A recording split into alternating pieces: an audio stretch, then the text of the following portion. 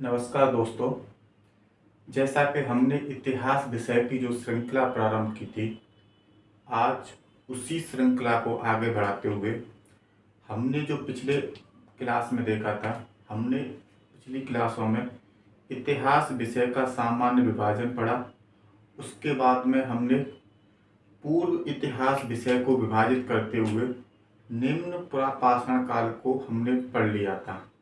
आज हम मध्य पुरापाषाण काल के बारे में जानेंगे।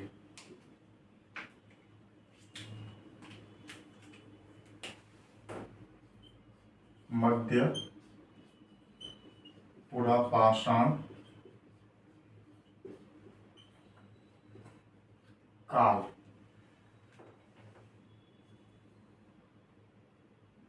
जिसको हम मिडिल पैलियोलिथिक भी कहते हैं।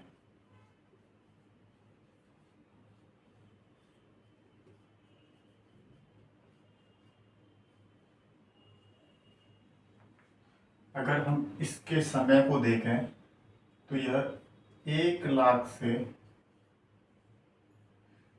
40,000 BC के मध्य का समय था।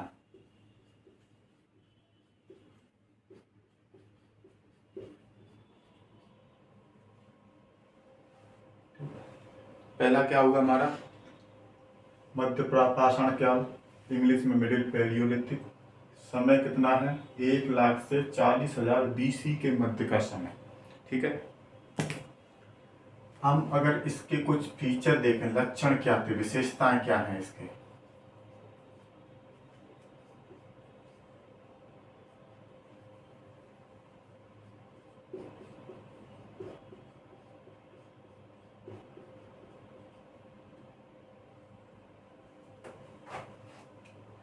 तो हम इसकी 3 विशेषताओं को मुख्यतः पढ़ते हैं।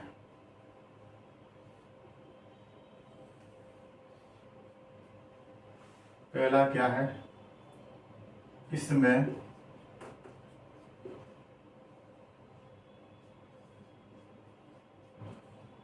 फलक संस्कृति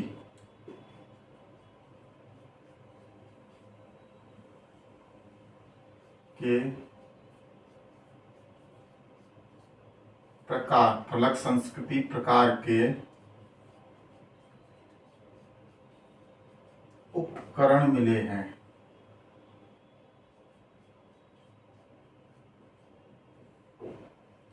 इसको HD सांकलिया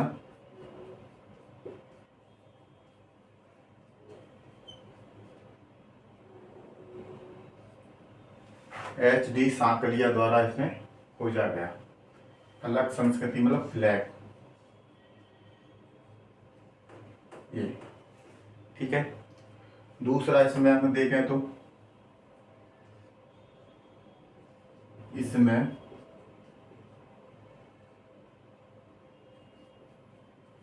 खुरचनी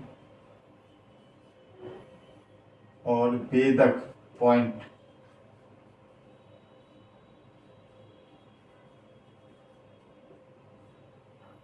खुरचनी को बोलते हैं स्क्रेपर।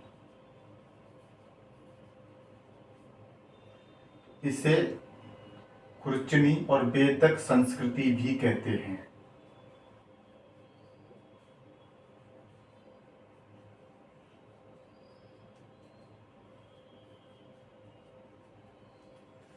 ठीक है।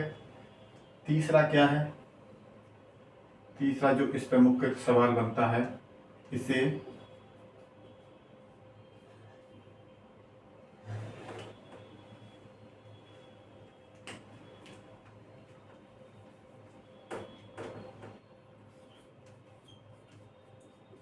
मुस्तूरियन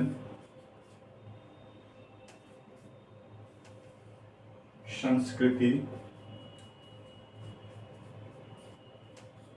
भी कहते हैं। जैसा कि हमने निम्न प्रापाषाण को हमने एशुलियन संस्कृति कहा था, क्योंकि एशुलियन शब्द क्या है? फ्रांसीसी भाषा का शब्द है। तो जो निम्न प्रापाषाण काल के उपकरण हमारे यहाँ पे मिले थे, उसी प्रकार के उपकरण क्या फ्रांस से यूरोप में मिले। तो जो यूरोपीय आर्कोलॉजिस्ट और हिस्टोरियन थे उन्होंने हमारी इस संस्कृति को क्या कहा था, एसुलियन। इसी प्रकार इस समय के जो उपकरण हमें मध्य प्रापाषाण के उपकरण पूर्वी यूरोप में के उपकरण जो मिले थे और हमारे मध्य प्रापाषाण के जो उपकरण मिले थे सेम आकार के थे, सेम प्रकार के थे। इसलिए यूरोप के आर्कियोलॉजिस्ट और हिस्टोरियन ने उसे क्या कहा, मस्तूरियन संस्कृति कहा, क्योंकि पूर्वी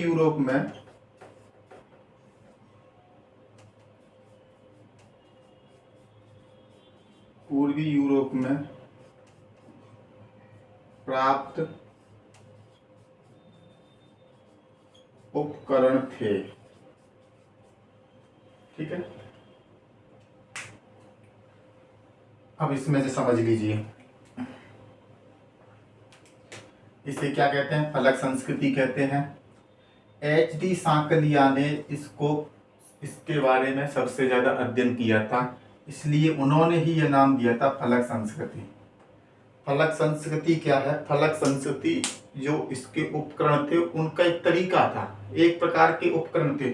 सबसे ज्यादा उपकरण तो क्या मिले हैं, खुरचनी और भेदक मिले हैं। फलक एक प्रकार का जो बनने का तरीका था, इसलिए इसे फलक संस्कृति कहते हैं। सबसे ज्यादा उपकरणों की संख्या वो थी स्क्रेपर, खुरचनी और भेदक। ठीक है, हाँ जी।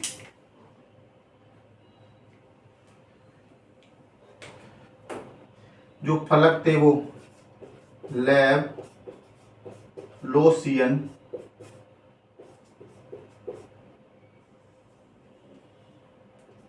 तकनीक से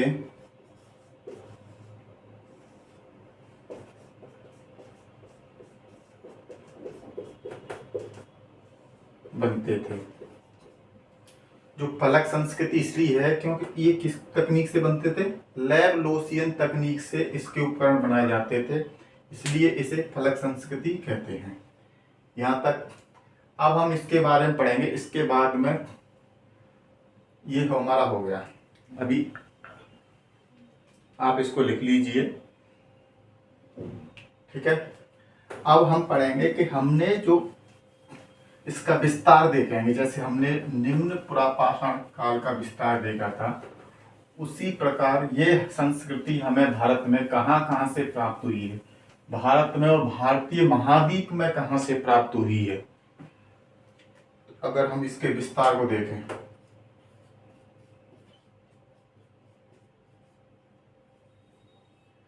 तो सबसे पहले आता है राजस्थान। राजस्थान में कहाँ से है ये, राजस्थान में जैसलमेर,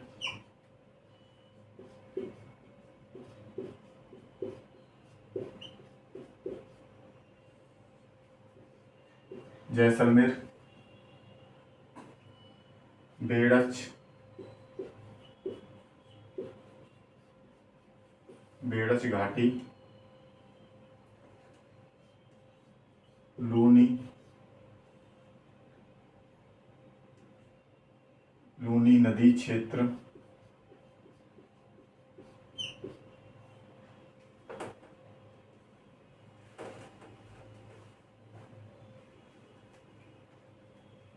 इसके बाद में है डीडवाना,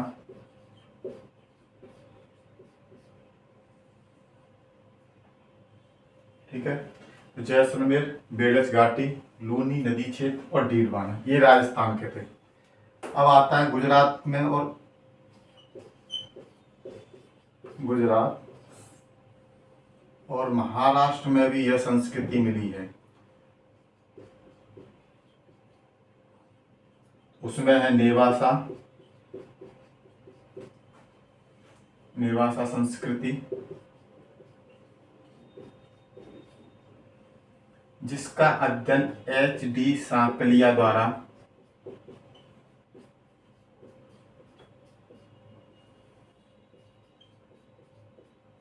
किया गया। दूसरा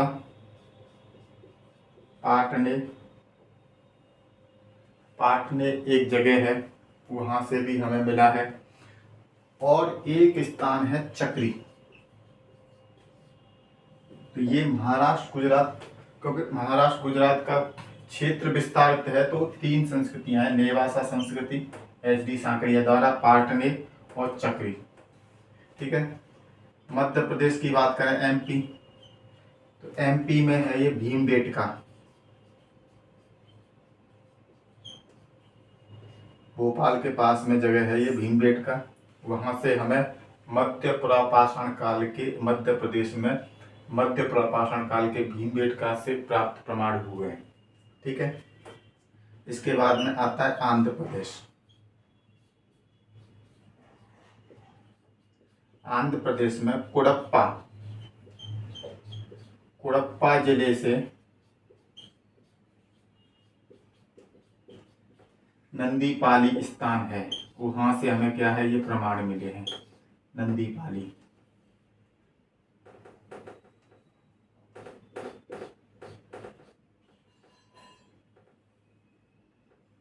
ठीक है।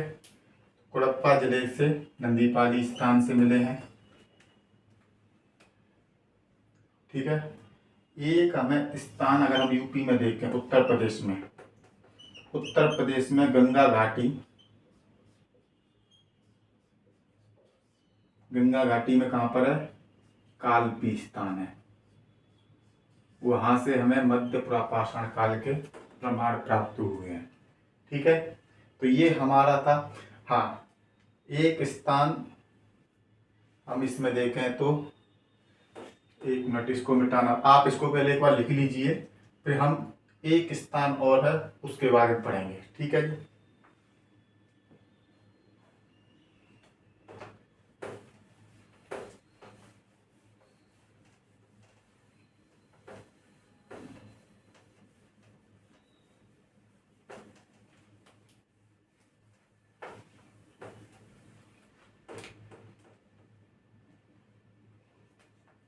बाकी स्थान देखें तो हम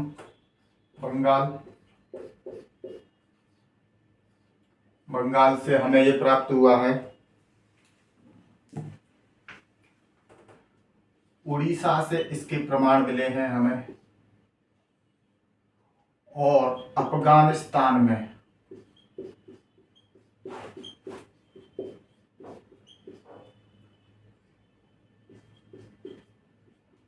संगोबा गुफा से प्रमाण प्राप्त हुए हैं। अफगानिस्तान में संगोबा गुफा से प्रमाण प्राप्त हुए हैं। तो ये था इसका विस्तार। अगर हम विस्तार की बात कर रहे हैं तो यह भारतीय महाद्वीप, उपमहाद्वीप के ये संपूर्ण क्षेत्र में था। साउथ में भी था, साउथ भारत में भी था, दक्षिण भारत में, पाकिस्तान का कुछ, अफगानिस्तान तक इसका फैलाव था। तो हमें ये सारे स्थान से हमें मिला है। अब आता है कि हमने ये इसका विस्तार हो गया। अगर हम इसके बारे में बात देखें कि हमने जो निम्न पुरापाषाण काल पढ़ा, निम्न पुरापाषाण काल और मध्य पुरापाषाण,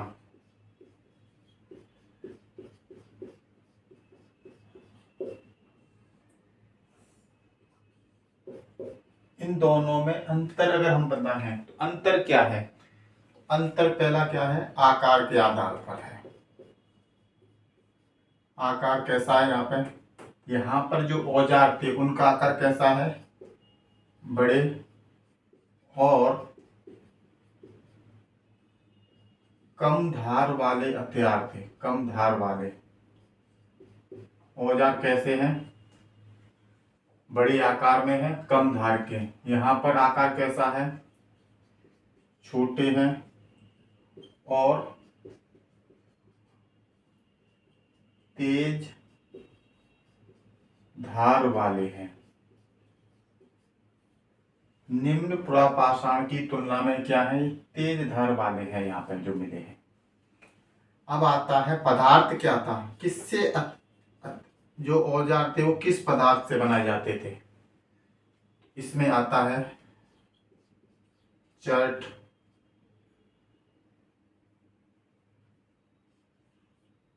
जैस्पर, ठीक है, चर्ट, जैस्पर,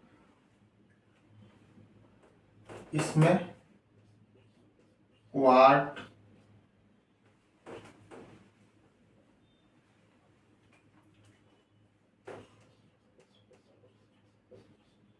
क्वार्टजाइट, ठीक है।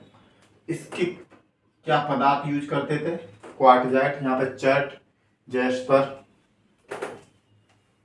चर्ट, जैस्पर और फ्लिंट, ये इसमें जो पदार्थ जो औजार थे वो किसके बनते थे, चर्ट, जैस्पर, फ्लिंट के और ये क्वार्टजाइट्स के। अब लास्ट आता है कि निम्न प्रापाषाण काल में हथियार कौन कौन से थे, किस किस प्रकार के औजार थे, वो हमने जैसे पढ़े थे, चापर, चॉपर, पेवल्स। हमने निम्न प्रापाषाण काल में पढ़ा है कि पेवल्स क्या थे, जो नदियां अपने साथ पत्थर लाती थी, तो पत्थर क्या होता था, वो एक साइड से अगर धार वाला है तो उसको बोलते थे चापर, अगर दोनों तरफ से धार वाला है तो उसे बोलते थे चॉपर। इसमें हथियार के क्या थे, तो हमने अभी लिखा है खुरचनी, बेदक इत्यादि।